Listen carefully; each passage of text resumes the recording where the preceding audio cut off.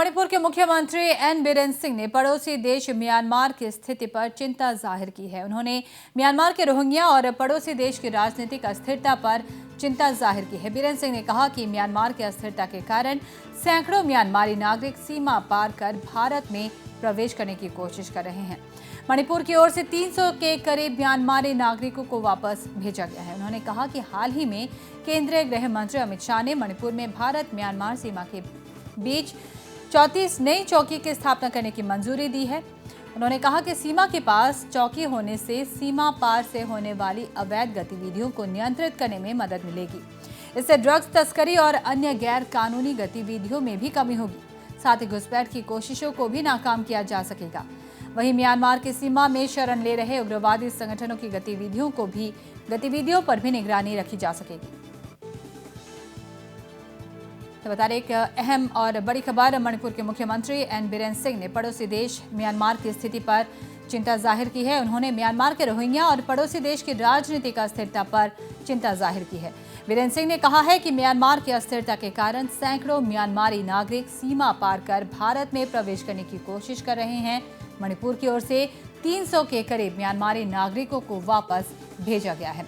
उन्होंने कहा कि हाल ही में केंद्रीय गृह मंत्री अमित शाह ने मणिपुर में भारत म्यांमार सीमा के बीच 34 नई चौकियों की स्थापना करने की मंजूरी दी है।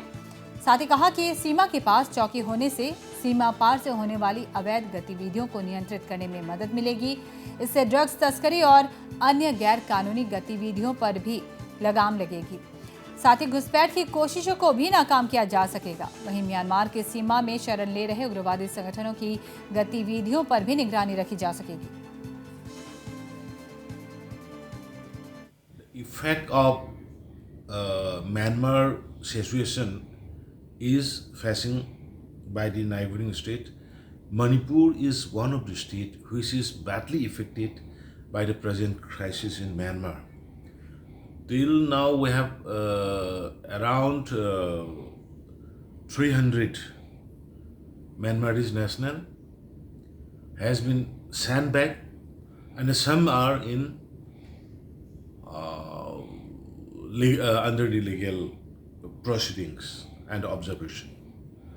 So you rightly said, due to the uncertainty in Myanmar as a border state, we are affecting. Honorable Union Home Minister Amit Shah has sanctioned 34 police outposts just on the border, India-Myanmar border, and it will definitely easy to handle this type of illegal drugs trafficker as well as the illegal immigrants.